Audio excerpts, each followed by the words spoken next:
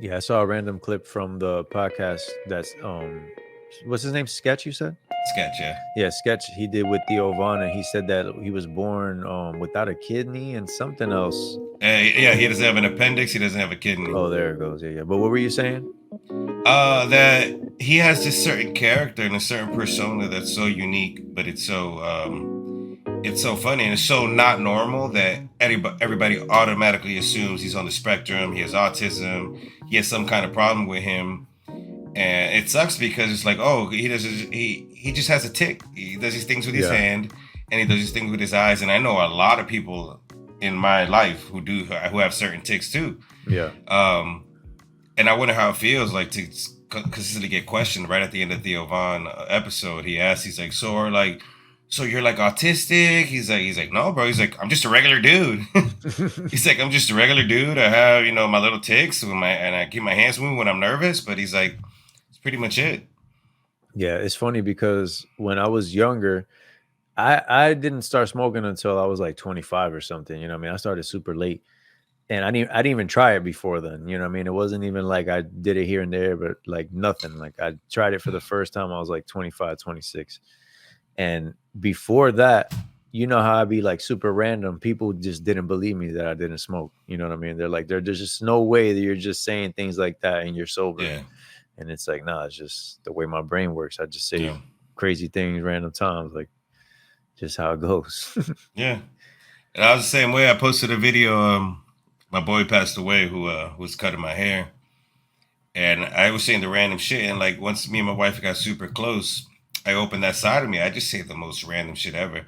So when she saw that video, she's like, "Yeah, that's really you. Like, you really are that person." I was like, "Yeah." Yeah. Like, and I noticed that about you, and that's why, like, it's so to me that's normal to me when I hear you just say those random things. Like, I get them. That's how me and Gary are. Like, just the Yeah. randomest shit just come out. Yeah, man. It's funny because I don't even know where I was going with that. But yeah, that's a funny thing where people have like little quirks and just different things about them, and it always has to be labeled, you know what I mean? Oh yeah, It's like that we're all unique, we're all individuals. Like people aren't going to be the same. People are going to process things differently. People's minds are going to work differently. I'm not too big into everything has to fall into a certain box or like, hmm oh, go get checked out to see if you got X, Y, and Z. It's like, I know that I have quirks. I know other people have quirks. I don't let things like that affect me being, uh productive in my day or anything like yeah, that. So I don't know. I just don't even think that that's an yeah. issue, really. And that was a good message. I think that was the overall message from that sketch uh, podcast with Theo. That he was like he tried to hide that for so long, and then once he just let it go, that's when he blew up. But if you look at any comments on his video, like, "Oh, that dude's so dope for an autism. I love that." It's like there's nothing to do with autism. That's just his personality. You can have that personality. It doesn't have to be labeled something. It doesn't have to mean something's not 100% right with you. And he's like, once he let himself go, he realized like I can be myself and people are gonna enjoy it. And he's a fucking funny dude, man. Yeah. I'm definitely gonna check it out. Like I said, I did notice that I had seen some of his clips on TikTok, like of him playing Madden and stuff like that. So I was kind of familiar with him just from those random clips. But I'm definitely gonna check him out, and check out that interview too. I usually like the Theo Vaughn interviews. Yeah. Ilvan's getting big, man. I definitely want to catch one of his live show. I need to do that. He's Yeah. doing like shows in Australia and London. It's just good to see. And like, I'm a big MTV The Challenge fan. Hmm. Like, we watch that shit every week. We watched every single season, and I forgot like he was on that. He Yeah, was on yeah. one of A the long time original ago. seasons, Yeah. yeah. And we see the clips, and I was like, damn, like Theo Vaughn was on the challenge. That's crazy. He's in that new Johnny Knoxville movie too. Jackass? No, there's like I forgot exactly what it is. I think it's something about addiction or something like that. It's kind of like a comedy, but it's a little dramatic too. Bobby Lee's in it. I just heard him on Oh Bobby Lee's wow! podcast. Nah, I need to hear about this. Yeah, That's crazy. Johnny Knoxville was just on Bobby Lee's podcast. It was pretty dope too. Just Okay. here, because he Yeah. was even talking about like his little quirks and stuff like that, and the way that he is like around other people, and just Yeah. how he is meeting people and things like that. And I found that interesting too, and it kind of ties into what we're talking about, where it's just like, man, everybody just got their little things. I feel Yeah. like that's the best way to just be around people, as far as like how to act, like just understanding that people do different stuff. You know what I Hmm. mean? I usually, I always notice that I don't like hanging out with people that want everybody to be on their exact vibe all the 100%. time, Yeah. move exactly how they want to move. You know what I'm saying? Like everybody got to be in tune the whole time. Like, nah, bro. Like that's why I like, even like with my get-togethers, everybody's just doing whatever. You know what I mean? Yeah. Some people are over there, some people are in this room, some people are in the backyard. Like everybody's just doing whatever they feel is like their vibe, and I'm just letting everybody chill, because I just hate when you're at a party or something, everybody's trying to make you do stuff. It's like, bro, ain't we here to Yeah. chill? You know what I mean? Exactly. And that's what I'm a big grouper of people, right? I'll bring the most random people that I know, just because I know they'd have a good time. I bring people together, but I tell them, just be yourself. Yep. Like, just be yourself. Just be who you are. You're not forced to do every single thing the whole crowd is doing. There's certain times where I'm not doing what the crowd is doing, and I'm usually part of that crowd. Like, you have to learn to just be yourself and not try to fit in every single place you're at. Like, you Yep. can be yourself, especially when you're at an age like when you're hitting your 30s and 40s. Like, be true to yourself, and you can still be in a place. Like, I let people be who they are when they come around. Like, every single person I invite around, like, just do what you do. Like, oh, should I Yep. do this? Like, just do what you do, bro. Be you. Yeah, I feel like people sometimes be so zoomed in to other people, and I'm victim of it too. Like especially as an artist, seeing what other people doing, or being like, dang, what, I want to do something that looks like that or something like that. Not realizing that just the fact that you're doing something that makes you unique, because Yeah, you doing it is what the unique part is. So everybody, whatever they do, they're gonna have their spin on it just because they're themselves. But we don't really think like that, because we don't consider, like a lot of most people don't really consider themselves like super cool, or yeah, have that kind of image of them like, oh man, I'm the shit. So yeah, they're not gonna look at it like, oh, when I do something, it's gonna be dope in this way or whatever. yeah.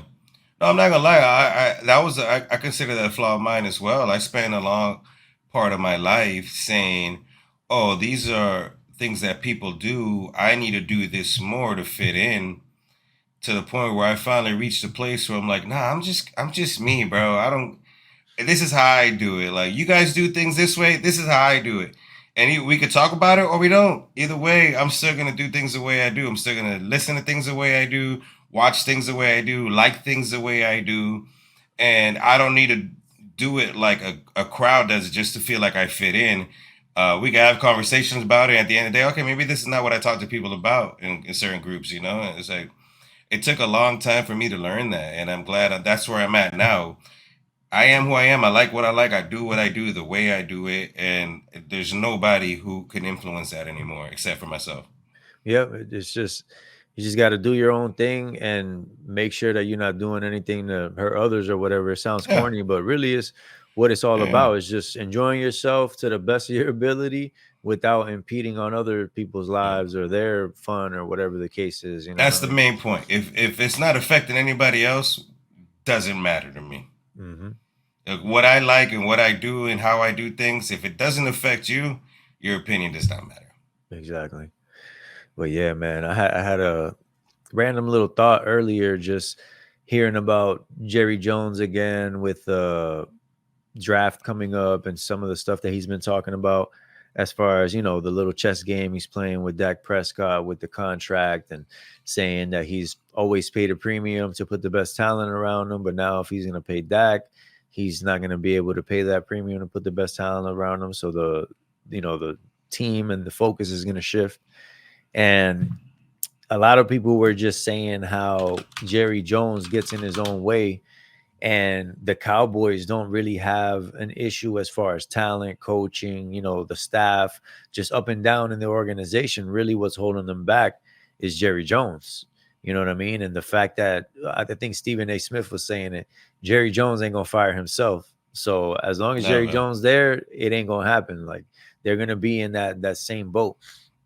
And I don't know Yeah, why. Go ahead, go ahead. No. Finish your thought. Yeah, but I was gonna say I don't know why it just made me think of Vince McMahon, and it started making me draw these parallels between them, and it's kind of crazy how it works. Like for example, the reason why I thought of Vince McMahon is because Vince McMahon ended up having to sell the WWE because of a scandal or whatever. But even before that, he had been heavily scrutinized and their business had gone down. You know, things weren't going as well as they had in the past because he was really stuck in his old ways. He wanted to do things in his vision, not understanding, bro, you a 70 something year old dude. You not tapped into what people like, bro. Like No, you was born in 1940 something. You are your run not is gonna. over. Exactly. And he didn't want to let that go. And the company suffered for a lot of years. You know what I'm saying? Like Yeah. fans will tell you it was like a good 10 years where, you know, and even the numbers, the viewership, all of that reflected it. Their numbers were down bad, like all-time lows in that time frame. And you think about Jerry Jones, you know, last 10 years, last 20 years or whatever, the Cowboys haven't done anything, and he's Shit. the one making the decisions. He's the one that has the Hmm. final say in everything. So you're the one that's messing it up, bro. You could change all the pieces all you want, but at the end of the day, you're the one messing it up. Hmm. And it's funny how they had like a similar rise, even like they both kind of peaked in the 90s. You know what I'm saying? The Cowboys had those 90s teams, you know, Troy Aikman, Emmitt Smith, you know, they were just, you know, killing stuff. Um, you had the WWF at the time, you know, in the Yeah. 90s. They had Stone Cold, they had The Rock, they were killing stuff at the time. They both kind of had those peaks where it was like Super Bowls and, you know, The Rock and Stone Cold, WrestleMania, all that vibe, crossover appeal. And then after that, it just dipped. Like Yep. neither of them reached those heights ever again. You know what I'm saying?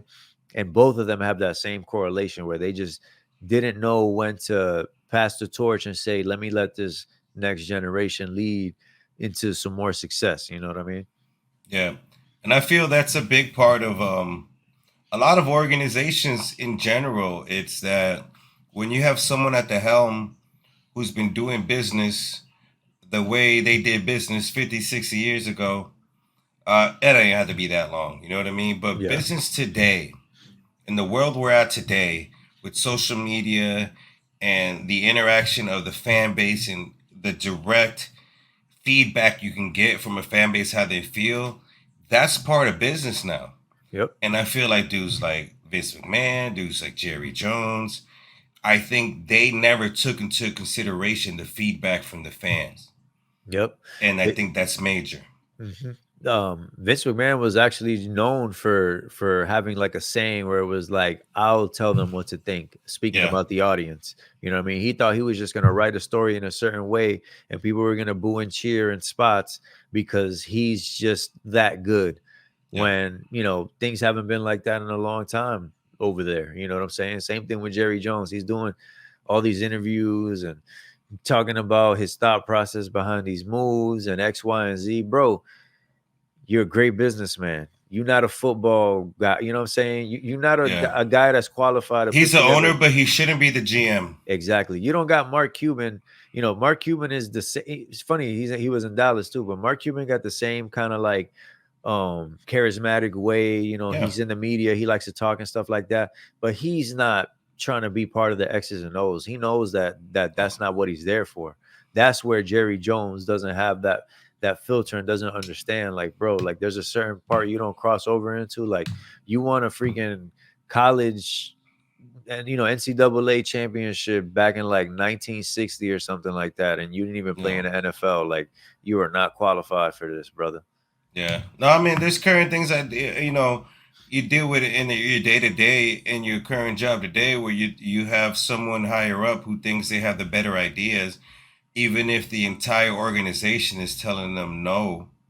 Like, this is the way we should do things today, but they have the power and they're not giving up that power. And I think that I never watched the show Succession, but I think that was a big part of that show is everybody wanted to drive the old dude out. And I think that's a lot of what this generation is. It's like we need a younger mind state, a new generation of way of thinking, the way to do business, incorporate what the people like. And you know who I think is doing that? It's catching on finally, Dana White. Oh, yeah, yeah. I could definitely Because see that. Yep. he was guilty of not paying the fighters, um, not giving a shit about them. This whole thing came up, and in the last press conference before UFC 300, it was a crowd of reporters during the press conference. They said, "Oh, I forgot who it was. This dude said you should raise the bonuses up for knockouts." And because I think the bonuses was like 50,000. Uh-huh. He's like, okay, fuck it, we're raising the bonuses. How much? And someone's like, oh, triple it. Blah, blah, blah. They're like 300,000. He's like 300,000 done. 300,000 for knockouts. Let's go. And it was one of the best nights in UFC, bro. And you see how the fights ended up because those fighters were hungry, bro. 50 to 300,000, that's a big leap. And that's going to make you put on a different kind of performance. You know what I mean? And even though the card wasn't as stacked, even though there was a lot of previous champions, I believe it was some kind of number like 19 or something like that. Yeah. But it still wasn't the card that people expected for how big of an event it is. You know what I'm saying? Yeah. But it lived up to the hype because of the fights and because UFC is what it is, you know? Yeah. And I think with that event, they bought themselves the audience for every event that coming up now.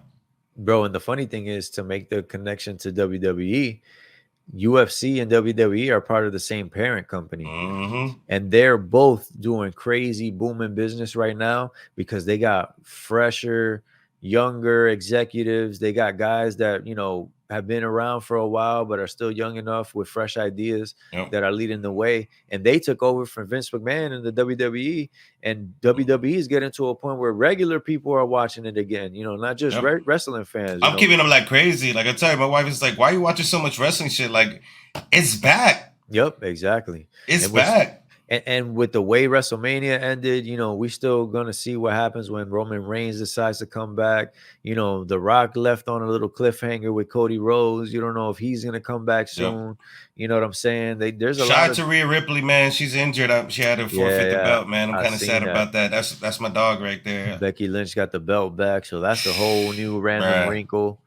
It's crazy, man. And again, that just goes to show you that you know, injection of new ideas and fresh minds looking at things, it's always going to help. That's what gets you there. You know what I'm saying? That's what gets you there. Your fresh ideas when you're at that time. Like, you know what I'm saying? I feel like just in general, bro, like people are so selfish with their decisions, not understanding that, you know, the ultimate peace doesn't come with like how do you say it, like you can't claim like ownership on it, or you can't like say like, you know what I mean, this is my thing, like I made this, you know, you can't boast or be braggy or like too possessive about it. That's what I'm looking for, the word. Like you can't be too possessive about being, you know, at peace to the point where you're like being greedy about it. You know what I'm saying? Like you want to be the center of attention and you want to be the one that does everything and gets all the credit, but you also want to be the little spiritual one with the self-reflection. And you know, it doesn't work both ways. You know what I mean? You can't be cutthroat and peaceful at the same time. You know, there's a line there, and you got to understand that you don't got to be the center of attention all the time, and that's not even going to lead you down a road that's going to be something fruitful anyway. You know what I mean? Yeah. And it sucks because you think about these owners and the people at the helm, and like the Cowboys are worth almost $10 billion. And you're really arguing about paying the players like CeeDee Lamb, who was like one of the biggest wide receivers in the game last year, barely missed the game, balled out, and you don't want to pay him because you don't want to set the standard for the highest paid player so someone else can beat you. Like, set that standard. And the funny little thing about that is that a lot of people don't even know about is Jerry Jones had a big hand in the collective bargaining agreement that they did that made the the salary cap and just made the structuring of the contracts the way it is. He was a big component of that. So he likes to hide behind it, and he always wants to bring it up. Oh, we have a salary cap and X, Y, and Z, this, and that. Bro, that was you. What are you talking about? You try to use the excuse of something that you put, the limit that you put yourself. That's your excuse? Come on, man. Yeah. Yeah. No, I think and I was trying to look it up, but I can't find it. But I think that's what Netflix is changing about their thing. They used to give shows 3-season contracts, but you had to give them the 3 seasons up front. And they pushed those 3 seasons no matter what, and the viewership went down because nobody liked the story. And so that's why so many Netflix shows get canceled after 3 seasons. So they're like, okay, maybe we need to not do that. Maybe we need to write a season, get the feedback, alter this next season, get the feedback. And I think that's how HBO does it. And that's why HBO shows last a lot longer than Netflix shows. I'm so glad you said that, because that's exactly where I was going. That's why for me, my priority is always watching HBO show first, especially like off recommendations. I'm going to watch an HBO show over anything 99% of the time, because the people that are running that studio, man, they know what they're doing, bro. They're letting people create. They're letting, they're giving them time. Bro, these 6-season shows on HBO, bro. Great, man. My gosh. Yeah. And then when you think about it, the great shows on Netflix, 6 seasons, bro. Breaking Bad, Better and Call Saul. But those weren't even Netflix produced shows. Yeah, you're right. They were FX. Yeah. So this show that just got streamed on Netflix, but HBO produced shows like Curb Your Enthusiasm was always HBO. Yep. Yeah, man. You know what I mean? Like, Entourage, always HBO. Yep. And I think that was 6 seasons as well. Yeah. I think it was the same thing. It's the same idea that we're talking about with, the Cowboys. Game of Thrones, 8 seasons. Yep. Come on. That you got to let the fresh ideas in, and you got to let them do what they do. You know what I mean? You got to listen to the audience feedback. That's important. If you just go on Reddit and see the feedback, and it's like, damn, the writers would be like, yo, we fucked up. Yep. We fucked up. We need to change this shit. Yep. And even to bring up Curb again, the dope thing about that was they actually just filmed that as a special. It was just a 1-hour special, like a fake documentary type thing where they were making it seem like Larry David was going to come back to comedy. So it's like filming his big comeback, but it was like mockumentary, Office style. This was like in 2000. I feel like a lot of people lifted a lot of that Curb vibe just based off of that special, because the special was real big at the time. Yeah. But the special being big is what led to the show. After the special came out, they were like, yo, we should do a show of this. You know what I mean? Yeah. And there it goes. Curb Your Enthusiasm. Bam. That's the same like premise of Entourage. It was like you had a story about a person, whether that person was real or not, but then you had real life actors playing themselves in fictional stories like a documentary. And it's just like such a crazy concept that was so easy to mix. And if you could click on that, bro, that's comedy. Some of the best comedy ever. I will say this, man. I'm a big fan of Entourage, but probably out of all the HBO shows, it's probably my least favorite, which it still puts it really high up.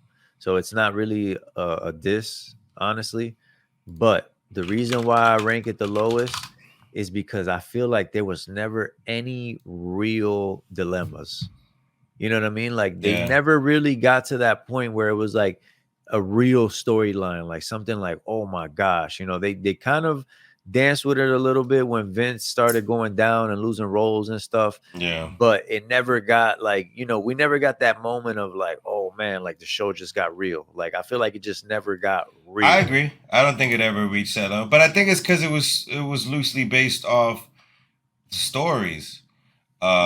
So where you put Sopranos at? Sopranos is up there, man. Sopranos is. I'm so mad I still haven't watched that, bro. Yeah, you got to check it out. It's a super dope concept. One of the reasons why I like it so much is because like one of the things that made me hesitant to watch it in the very beginning, like to get into it, was like, I'm big on like gangster movies and stuff like that. And at the time I was just gangstered out. You know what I mean? Yeah. I'm like, bro, I don't need more gangster stuff right now. You know what I'm saying? Damn. You know what the number one ranked HBO show on Rotten Tomatoes is? Number one ranked HBO show Rotten Tomatoes. on Rotten Tomatoes. Let me take a stab at it. What do Number you one always ranked. tell us to watch? Not the Larry Sanders Show. Number one is the Larry Sanders Show. Wow, that's Rotten Tomato, crazy. number one ranked HBO show ever. That's crazy. I honestly wouldn't have expected that at all, bro.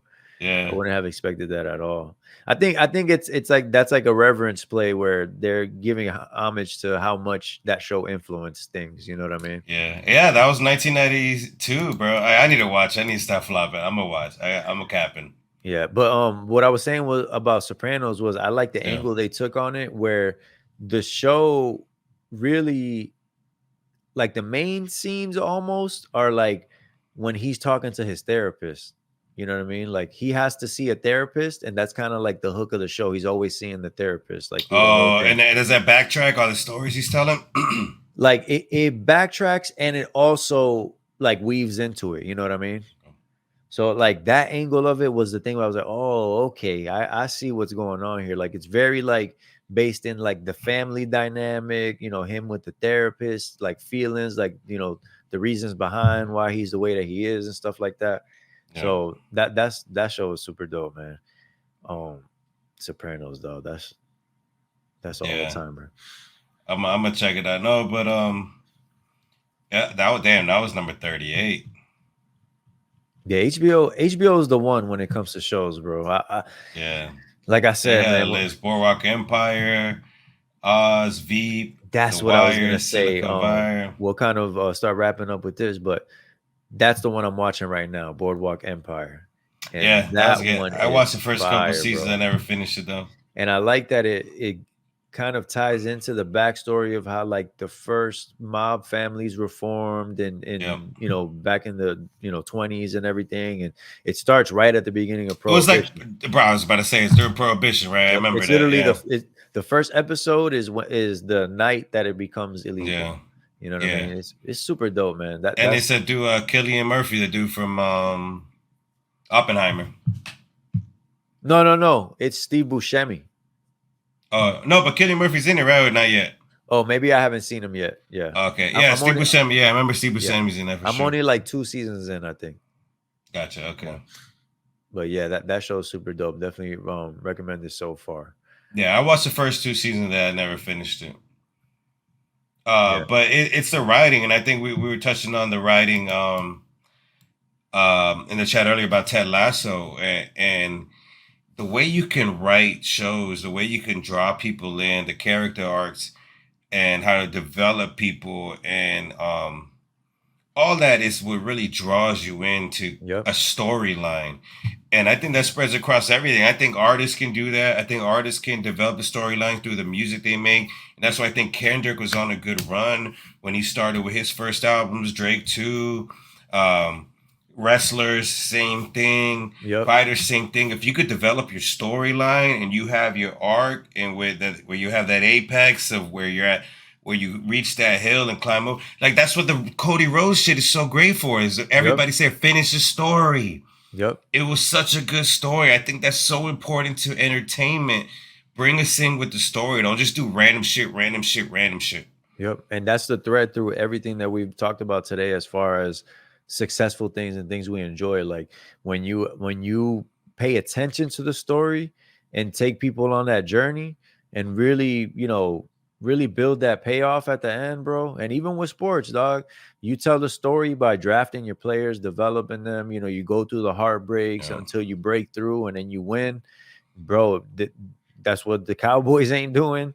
That's Yeah. what the WWE wasn't doing under Vince McMahon, is building those stories Yeah. and finishing them stories. At a personal individual level, as we were discussing before we got on the show, as far as how we handle our careers, like we have stories as individuals that led us to where we are today and made us who we are today and gives us the confidence who we are today. Like, bro, if you knew my fucking story, and same thing, I know your story, you know my story, it tells why we are who we are today. Yep. We have a story. We have 100% a long, tumultuous story about who we are, why we are who we are today. Yep. And it really, man, it just leads to why we even here doing this podcast. Why people have been gravitating to it since we've been posting a lot of the clips online, TikTok, IG. It's been dope just hearing people's feedback on the stuff we've been posting and just seeing how people like it. A lot of people have been favoriting it, sharing it, leaving comments and stuff. We've been getting a lot of new followers. So make sure you check us out, Grounded Show Pod. We out there, man. Hey, do we want to hint what things we got planned for the future? We want to say that. Hey man, no, we could definitely speak on it, man. We getting together the very crude details of doing an event in Central Florida, more than likely like downtown Orlando area, which is going to be best for everybody, and kind of see how it goes and see if we keep doing stuff like that. But we have a lot of people in our own lives that talk to us about the podcast. People DM me all the time with different things that we talked about. People definitely have been tuning into what we have to say. So They want to be a part of it for sure. I have so many people who want to say we want to be a part of that. We want to try it out. We want to do this. yep, for sure. So we're definitely gonna have details for that coming very soon, and need y'all support so we can keep doing it over and over. You know what I'm saying? Just a different kind of vibe. I feel like we definitely have the potential to put together some dope events, man. Yep. As And at long the end of the as day, stay butter.